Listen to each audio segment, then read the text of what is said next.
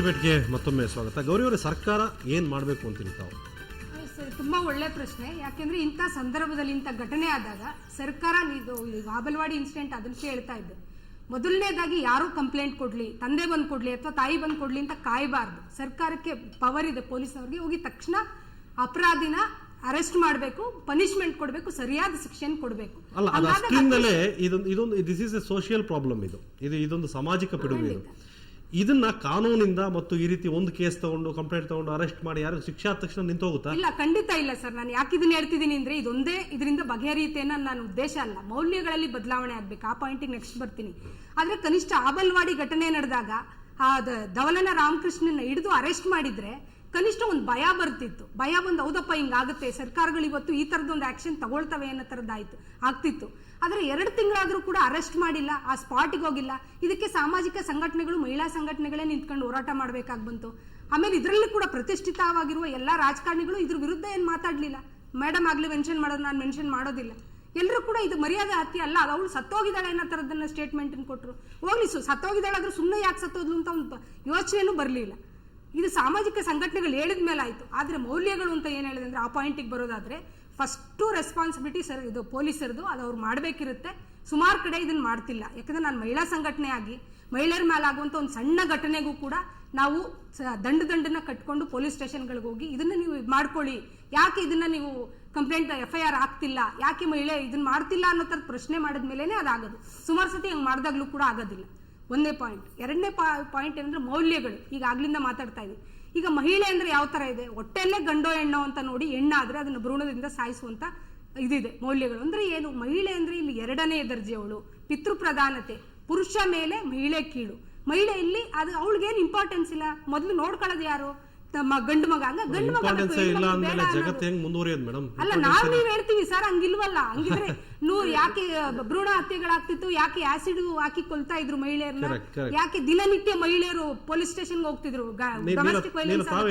ಹಮೀದ್, ನನ್ಗಿರೋದು ಈ ವಿಷಯದಲ್ಲಿ ಕಾನೂನು ತರಲೇಬೇಕು, ಒಂದು ಬಲಿಷ್ಠವಾದ ಕಾನೂನು ಬೇಕು, ಅದರಲ್ಲಿ 2 ಮಾತು ಇಲ್ಲ. ಆದ್ರೆ ನಾವು ಲಕ್ನೋದ ಒಂದು ಇಶ್ಯೂ ಅಲ್ಲಿ ನೋಡಿದೀವಿ. ಅಲ್ಲಿ DIG ಒಬ್ಬರು SK ಮಾಥೂರ್ ಅಂತ ಒಂದು ಹೇಳಿಕೆ ಕೊಟ್ಟರು. ಏನು, ಪೇರೆಂಟ್ಸ್ ಬಂದು ಕಂಪ್ಲೇಂಟ್ ಮಾಡುವಾಗ ನಮ್ಮ ಮಗಳಿಗೆ ಮಿಸ್ ಆಗಿದ್ದಾಳೆ ಅಂತ ಮಾಡುವಾಗ ನಿಮ್ಮ ಮಕ್ಕಳ ಲವ್ ಕೇಸ್ಗಳನ್ನ ಆಗದಂಗೆ ಅಥವಾ ಅಂತರ್ಜಾತಿ ವಿವಾಹಗಳನ್ನ ಆಗದಂಗೆ ನೀವು ನೋಡ್ಕೊಳ್ಬೇಕು, ನೀವೇ ಶಿಕ್ಷೆ ಕೊಡಬೇಕು ಅಂತನ್ನುವ ಹೇಳಿಕೆಯನ್ನ ಕೊಟ್ಟರು. ದೊಡ್ಡ ವಿವಾದ ಆಯ್ತು, ಅದು ದೇಶ ತುಂಬಾ ಚರ್ಚೆ ಆಯ್ತು. ಅಂದ್ರೆ ನಮ್ಮ ಪೊಲೀಸ್ ಸ್ಟೇಷನ್ಗಳು, ನಮ್ಮ ಕಚೇರಿಗಳು ಇವು ಎಲ್ಲವೂ ಸಹಿತ ಮಹಿಳಾ ವಿರೋಧಿ ಭಾವನೆಗಳನ್ನ ಒಳಗೊಂಡಿದ್ದಾವೆ. ಮಹಿಳಾ ಪೊಲೀಸ್ ಠಾಣೆಗಳು ಇದೆಯಲ್ಲ, ಈಗ ಮಹಿಳಾ ಪೊಲೀಸ್ ಠಾಣೆ ಅಲ್ಲ, ಮಹಿಳೆ ಮತ್ತು ಮಹಿಳಾ ಪೊಲೀಸ್ ಠಾಣೆ ಅಂದ ಕೂಡಲೇ ಮಹಿಳಾ ಪರ ಆಗಿರೋದಿಲ್ಲ, ಪುರುಷರೆಲ್ಲರೂ ಮಹಿಳಾ ವಿರೋಧಿಗಳು ಆಗಿರೋದಿಲ್ಲ. ಇದು ನಾವು ಬಹಳ ಕ್ಲಿಯರ್ ಮಾಡ್ಕೊಳ್ಬೇಕಾಗ್ತದೆ. ಹಾಗಾಗಿ ನಮ್ಮ ಇಲಾಖೆಗಳಿಗೆ ಜೆಂಡರ್ ಸೆನ್ಸಿಟೈಸೇಷನ್ ಅನ್ನೋದನ್ನ ನಾವು ಅವರಿಗೆ ಹೇಳ್ಕೊಡ್ಬೇಕಾಗ್ತದೆ. ನಂಬರ್ 1. ನಂಬರ್ 2 ಅಂದ್ರೆ ಕಾನೂನಂತೂ ಬರಲೇಬೇಕು, ಜಾರಿ ಮಾಡಬೇಕು. 2ನೇ ಅಂಶ ಇರೋದು, ನಮ್ಮ ಸಮಾಜದಲ್ಲಿ ಬೇರೂರದಂತ ಮಹಿಳಾ ವಿರೋಧಿ ನಿಲುವು ಜಾರಿ ಮಾಡ್ತಾ ಇರುವಂತ ಸನಾತನ ಸಂಸ್ಕೃತಿ ಇದೆಯಲ್ಲ, ಅದನ್ನು ಕಿತ್ತೊಗಿಬೇಕು. ಯಾಕಂದ್ರೆ ಬಹುಸಂಸ್ಕೃತಿ ಮೇಲೆ ನಮ್ಮ ನಾಡು. ಅಂತ ನಾಡಿನಲ್ಲಿ ನಾವು ಕಾಲಾನುಕಾಲದಿಂದ ಮಹಿಳೆಯನ್ನ ರಕ್ಷಿಸ್ತಕ್ಕಂಥ, ಮಹಿಳೆಯನ್ನ ಗೌರವಿಸ್ತಕ್ಕಂಥ, ಮಹಿಳೆಯನ್ನ ಸಮಾನ ಪಾತ್ರದಲ್ಲಿ ನೋಡುವಂತ ವಚನಕಾರರು, ಅವಧೂತರು, ಆರೂಢರು, ತತ್ವಪದಗಳು, ಅನೇಕ ಚಳವಳಿಗಳು ನಮ್ಮಲ್ಲಿ ಬಂದಿದ್ದಾವೆ. ಸೊ ಅವುಗಳನ್ನ ನಾವು ಗೌರವಿಸಬೇಕು, ಬಹುಸಂಸ್ಕೃತಿ ನೆಲೆಯನ್ನ ನಾವು ಒಪ್ಕೋಬೇಕು. ದೆನ್ ಪ್ರಭುತ್ವ, ಸರ್ಕಾರ ಬಹಳ ಸ್ಪಷ್ಟವಾಗಿ ಹೇಳ್ತೀನಿ, ಮಹಿಳೆಯರ ಸಂಬಂಧಪಟ್ಟಂಗೆ ಅದು ಸಮಾನ ಗೌರವನ್ನ ಇಟ್ಕೊಳ್ಳಿಕ್ ಸಾಧ್ಯ ಆಗಬೇಕು. ಅದ್ರ ಒಳಗಡೆ ಇರುವಂತ ಮಹಿಳಾ ವಿರೋಧಿ ನಿಲುವುಗಳನ್ನ ಅದು ಕೈ ಬಿಡಬೇಕು. ಸುಮ್ಮನೆ ಸಣ್ಣ ಪುಟ್ಟ ಯೋಜನೆಗಳು ಮಾಡುವ ಮೂಲಕ ಖಂಡಿತ ಮಹಿಳೆಯರ ಉದ್ಧಾರ ಆಗ್ಲಿಕ್ಕೆ ಸಾಧ್ಯ ಆಗೋದಿಲ್ಲ. ಈಗ ಈ ತರ ಇಶ್ಯೂ ಏನಿದೆ, law is A minimum morals ಅಂತೇಳಿ ಕಾನೂನು ತಜ್ಞರು ಹೇಳ್ತಾನೆ ಬಂದಿದ್ದಾರೆ. ಕಠಿಣ ಕಾನೂನು ಈಗಾಗಲೇ ಸಂಪುಟ ಸಭೆಯಲ್ಲಿ ಜಾರಿಯಾಗಿದೆ, 10 ವರ್ಷಗಳ ಕಠಿಣ ಶಿಕ್ಷೆ ಆಗಬೇಕು ಅಂತ. ನಿಮ್ಮ ಪ್ರಶ್ನೆ ಬಹಳ ನಿಖರವಾಗಿರೋದು, ಶಿಕ್ಷೆಯಿಂದ ಕಾನೂನಿಂದ ಇದು ಬದಲಾವಣೆ ಸಾಧ್ಯನಾ ಅಂತ. ಇದ್ರಲ್ಲಿ ಪ್ರಶ್ನೆ ಇರೋದು ಮೈಂಡ್ ಸೆಟ್ ನ ನಾವು ಹೇಗೆ ಟ್ಯಾಕಲ್ ಮಾಡ್ತಾ ಇದ್ದೀವಿ ಅಂತ. ನಾನು ಪದೇ ಹೇಳುವಂಥದ್ದು, ಮಹಿಳೆ ಮೇಲೆ ಎಲ್ಲ ಬರ್ಡನ್ನು ಆಗ್ತಾ ಇದ್ದೀವಿ. ನಾನು ತಾಂಡಕ್ಕೆ ಹೋದಾಗ, ಯಾಕೆ ನಿನ್ಗೆ 5 ಜನ ಹೆಣ್ಮಕ್ಳು, ನಿನಗೆ ಯಾಕೆ 1-2 ಹೆಣ್ಮಕ್ಳು ಸಾಕಾಗಿಲ್ಲ, ನಿನಗೆ ಕೂಲಿ ಮಾಡಿ ಜೀವನ ಸಾಕಾಗಲ್ಲ ಅಂದಾಗ, ನನ್ ಗಂಡ ಹೇಳ್ದ ನನ್ಗೆ ಇನ್ನೊಂದು ಗಂಡು ಮಗು ಬೇಕು ಅಂತ, ಅದಕ್ಕೆ ಕಾಯ್ತಿದ್ದೀನಿ ಅಂತ ಹೇಳಿದ್ಲು. ಮಹಿಳೆಯ ಎಲ್ಲಾ ನಿರ್ಣಯದಲ್ಲೂ ಮತ್ತೆ ಪುರುಷ ಪಾತ್ರ ವಹಿಸ್ತಾನೆ, ಅದಕ್ಕೆ ಅವನ ಪಾತ್ರನೂ ಏನು ಅನ್ನುವಂಥದ್ದು ಆಗಬೇಕು ಅನ್ನೋದು ಒಂದು. ಇನ್ನೊಂದು ಪಾಯಿಂಟ್ ಏನಂದ್ರೆ, ಇವತ್ತು ಯುವ ಜನಾಂಗ ಯಾರಿದ್ದಾರೆ, ಇವತ್ತು ಮರ್ಯಾದಾ ಹತ್ಯೆನಲ್ಲಿ ಹೋಗ್ತಾ ಇರುವಂತದ್ದು ಎಲ್ಲರೂ ಕಾಲೇಜು ಶಿಕ್ಷಣಕ್ಕೆ ಹೋದಂತ ಯುವತಿಯರೇ ಮರ್ಯಾದಾ ಹತ್ಯೆಗೆ ಒಳಗಾಗಿರುವಂತದ್ದು. ಯುವಕರು ಬೇರೆ ಏನೇ ಇದ್ರು ಕೂಡ ಅದು ವಿಶ್ಲೇಷಣೆ ಮಾಡೋದಾದ್ರೂ ಕೂಡ ಇಲ್ಲಿ ಅಭಿಮಾನ್ಯು ಚಕ್ರವ್ಯೂಹದಲ್ಲಿ ಹೋದ, ವಾಪಸ್ ಬರಕ್ಕಾಗ್ಲಿಲ್ಲ. ಆ ರೀತಿಯಲ್ಲಿ ಇವತ್ತು ಪ್ರೇಮ ಮತ್ತು ಪ್ರೀತಿಯ ವಿಚಾರದಲ್ಲಿ ಮಕ್ಕಳು ಹೋಗ್ತಾ ಇದ್ದಾರೆ. ಅದು ಅವ್ರ ಆಯ್ಕೆಯ ಸ್ವಾತಂತ್ರ್ಯ, ನಾವು ಗೌರವಿಸ್ತೀವಿ. ಅದನ್ನ ದಾಟಿಕೊಂಡು ಅವ್ರ ಬದುಕನ್ನು ರಕ್ಷಣೆ ಮಾಡ್ಕೊಳ್ಳುವಂತಹ ಬೇರೆ ವಿಚಾರವನ್ನ ಅವರಿಗೆ ನಾವು ಎಜುಕೇಟ್ ಮಾಡ್ತಾ ಇಲ್ಲ. ಇಲ್ಲಿ ಏನಾಗ್ತಾ ಇದೆ ಅಂದ್ರೆ, ಅವರು ಪದವಿನ ತೆಗೆದುಕೊಂಡು ಉದ್ಯೋಗವನ್ನ ತೆಗೆದುಕೊಂಡು ಈ ರೀತಿ ಆಯ್ಕೆಗಳು ಮಾಡ್ಕೊಂಡೆ ಬದುಕೋದಕ್ಕೆ ನೆಲೆ ಸಿಗುತ್ತೆ. ಇಲ್ಲಿ ಏನಾಗ್ತಾ ಇದೆ ಅಂದ್ರೆ, ಅವರು ಹೈಸ್ಕೂಲ್ಗೆ ಹೋಗ್ತಾ PUCಗೆ ಹೋಗ್ತಾ ಲವ್ ಅಫೇರ್ಗಳಾಗ್ತಾ ಇದೆ. ಮತ್ತೆ ಏನಾಗ್ತಿದೆ, ಮಕ್ಕಳುಗಳು ಅಲ್ಲೇನೆ ಅವು ಒಂಥರ ಇದು ಆತ್ಮಹತ್ಯೆಗಳಾಗ್ತಾ ಇದೆ. ಮರ್ಯಾದಾ ಹತ್ಯೆ ಮನೆಯಲ್ಲಿ ಮಾಡಿದ್ರೆ ಎಷ್ಟೋ ಪ್ರಕರಣಗಳು ತಾವೇ ಪ್ರಕಟಪಡಿಸ್ತಿರುವಾಗೆ ಮರ್ಯಾದಾ ಹತ್ಯೆ ಆಗ್ತದೆ. ಇಲ್ಲಿ ಅಡೋಲಸೆಂಟ್ ಚಾಲೆಂಜಸ್ ಆಗಬೇಕು. 36% ನಮ್ಮ ಸರ್ವೆನಲ್ಲಿ ನಾವು ಇವತ್ತು ಇದಕ್ಕೊಂದು 3 ತಿಂಗಳು 6 ತಿಂಗಳು ಪ್ರಾಜೆಕ್ಟ್ ಮಾಡಿದಾಗ 36% ಯೂತ್ಸ್ ಯಾರು SSLC PUC graduation post graduation ಅವರು ಲವ್ ಅಫೇರ್ ಕೇಸ್ಗಳಲ್ಲಿ ಹೋಗಿದ್ದಾರೆ. ಸೊ ಈ ದೃಷ್ಟಿಯಿಂದ ಯುವ ಜನಾಂಗವನ್ನ ಇವತ್ತು ನಾವು ಯಾವ ರೀತಿ ಟ್ಯಾಕಲ್ ಮಾಡ್ತೀವಿ ಅನ್ನುವಂಥದ್ದು ಬಹಳ ಪ್ರಸ್ತುತವಾಗಿರುವಂತ ವಿಷಯ ಆಗುತ್ತೆ. ಒಂದು ಇನ್ನೊಂದು, ನಾನು ಪದೇ ಪದೇ ಹೇಳ್ತಿದ್ದೀನಿ, ಗ್ರಾಮೀಣ ಭಾಗದಲ್ಲಿ ಇದಿಷ್ಟು ಮರ್ಯಾದಾ ಹತ್ಯೆಗಳು ಆಗಿರುವಂಥದ್ದು ಅನ್ನುವಂಥದ್ದು. ಸರ್ಕಾರಗಳು ಏನ್ ಮಾಡಬೇಕು ಅನ್ನುವಂಥದ್ದು ಇದೆ. ಇವರು ಅನೇಕ ಸಂದರ್ಭಗಳಲ್ಲಿ ಏನು ಉಲ್ಲೇಖ ಮಾಡ್ತಾ ಇದ್ದಾರೆ, ಈ ರೀತಿದು ಚರ್ಚೆ ಆಗಬೇಕು, ಈ ರೀತಿ ಕಾನೂನುಗಳು ಬರಬೇಕು ಅನ್ನೋದು. ಸರ್ಕಾರವೂ ಕೂಡ ಶಾಸನವನ್ನ ರಚನೆ ಮಾಡಕ್ಕೆ ಇರುವಂತಹ ಶಾಸನ ಸಭೆ ಅದಕ್ಕೆ ಹೊಂದಿದೆ. ಅದು ಕಾಲದಿಂದ ಕಾಲಕ್ಕೆ ಜನ ಮತ್ತು ಬದಲಾವಣೆ. ಹಿಂದೆ ಆಸಿಡ್ ವಿಕ್ಟಿಮ್ಸ್ ಇರಲಿಲ್ಲ, ನಮ್ಮಲ್ಲಿ ಆಸಿಡ್ ಇರಲಿಲ್ಲ. ಇತ್ತೀಚಿನ 10 ವರ್ಷದ ಟ್ರೆಂಡ್ ಅದು. ಈಗ ಆಸಿಡ್ಗೋಸ್ಕರ ಈಗ 2 ಲಕ್ಷ ಪರಿಹಾರದನ್ನಾಯ್ತು. ಅದರಲ್ಲಿ ಇನ್ನೂ ಕಾನೂನು ಸುಧಾರಣೆ ಆಗಬೇಕು ಅಂತ ವಿಮೆನ್ ಕಮಿಷನ್ ನಮ್ಮ ಗೌರಿ ನಾವೆಲ್ಲರೂ ಸೇರೇನೇನೆ ಒಂದು ಸೆಮಿನಾರ್ ಮಾಡಿ ರೆಕಮೆಂಡೇಶನ್ ಮಾಡಿದೀವಿ.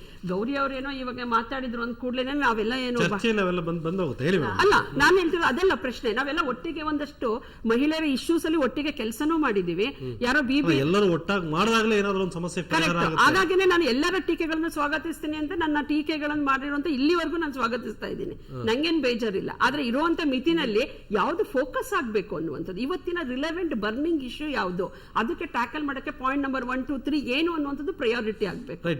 ಮೇಡಮ್, ಕೌಟುಂಬಿಕ ಮೌಲ್ಯಗಳೇ ಇವತ್ತೊಂದ್ ಕಡೆ ಕುಸಿತಾ ಇದೆಯಾ ಅನ್ನೋದ್ರ ಬಗ್ಗೆ ಚಿಂತನೆಯನ್ನ ಮಾಡಬೇಕಾಗಿದೆ. ಇವತ್ತು ನಾನು ಜೈಲ್ಗಳಿಗೆ ವಿಸಿಟ್ ಅನ್ನ ಕೊಡ್ತಾ ಇರ್ತೀನಿ, ತರಬೇತಿಗಳನ್ನ ಕೊಡೋ ದೃಷ್ಟಿಯಿಂದ. ಅಲ್ಲಿಗೆ ಹೋದಾಗ ನಿಮ್ಮ ಅಭಿವೃದ್ಧಿ ನಿಗಮ ಏನೇನ್ ಮಾಡುತ್ತೆ ಮೇಡಮ್? ಮಹಿಳಾ ಅಭಿವೃದ್ಧಿ ನಿಗಮ ಏನು ಮಹಿಳೆಯರನ್ನ ಹೇಗೆ ಮಹಿಳೆಯರಿಗೆ ಅಭಿವೃದ್ಧಿಯನ್ನ ಮಾಡುವಂತ ದಿಕ್ಕಿನಲ್ಲಿ ಕೆಲಸವನ್ನ ಮಾಡ್ತಾ ಇದೆಯಾ? ಅವರಿಗೆ ಟ್ರೈನಿಂಗ್ ಅನ್ನ ಕೊಡುವಂತದ್ದು, ತರಬೇತಿಯನ್ನ ಕೊಡುವಂತದ್ದು, ಲೋನಿನ ವ್ಯವಸ್ಥೆಯನ್ನ ಮಾಡಿಕೊಡುವಂತದ್ದು. ಸೊ ಸಬಲರಾಗಿ ನಿಲ್ಲುವಂತಹ ಅಬಲೆ ಎಲ್ಲ ನಾನು ಸಬಲೆ ಅನ್ನೋ ದಿಕ್ಕಿನಲ್ಲಿ ಕೊಂಡೊಯ್ಯುವಂತ ಕೆಲಸವನ್ನ ಮಹಿಳಾ ಅಭಿವೃದ್ಧಿ ನಿಗಮ ಯಶಸ್ವಿಯಾಗಿ ಮಾಡ್ತಾ ಇದೆ. ಸೊ ಇವತ್ತು ಜೈಲು ವಿಚಾರ ಹೇಳ್ತಾ ಇದ್ರಿ. ಜೈಲಿಗೆ ಹೋಗ್ತಾ ಇರ್ತೀನಿ ನಾನು. ಅಲ್ಲಿ ಜೈಲಿನಲ್ಲಿರುವಂತಹ ಕೈದಿಗಳಿಗೆ ತರಬೇತಿಯನ್ನ ಕೊಟ್ಟು ಅವರನ್ನ ಸಬಲರನ್ನಾಗಿ ಮಾಡಬೇಕು. ಸಮಾಜದ ಮುಖ್ಯವಾಹಿನಿಗೆ ಅವರು ಜೈಲಿನಿಂದ ಬಿಡುಗಡೆಯಾಗಿ ಬಂದ ಮೇಲೆ ಸಮಾಜದ ಮುಖ್ಯವಾಹಿನಿಗೆ ಬಂದ ಮೇಲೆ ಅವ್ರ ಕಾಲ್ ಮೇಲೆ ನಿಲ್ಲಬೇಕು ಅನ್ನೋ ದೃಷ್ಟಿಯಿಂದ ನಾನು ಜೈಲಿಗೆ ಹೋಗ್ತಾ ಇರ್ತೀನಿ.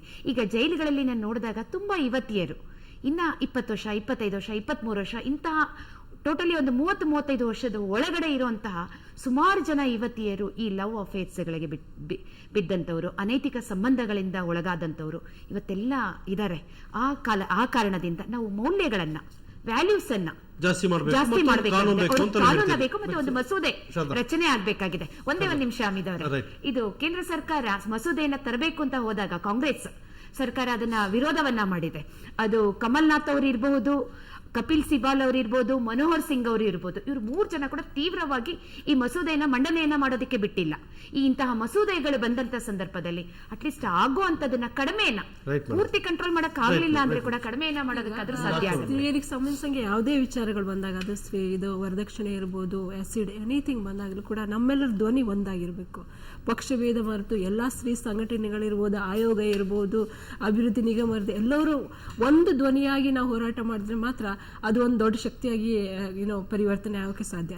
ಯಾಕಂದ್ರೆ ಇಲ್ಲಿ ಏನಾಗುತ್ತೆ, ನಾವು ಮೆಜಾರಿಟಿ ನಮ್ಮನ್ನು ಆಳೋರು. ಈಗ ನೀವು ವಿಧಾನಸಭೆಯಲ್ಲಿ ನೋಡ್ತೀರಿ, ನಮ್ಮ ಧ್ವನಿ ಕೇಳೋರು ಯಾರು, ಎಷ್ಟು ಹೆಣ್ಮಕ್ಳಿದ್ದಾರೆ ಸಚಿವ ಸಂಪುಟದಲ್ಲಿ, ಒಬ್ರು ಇಬ್ರು.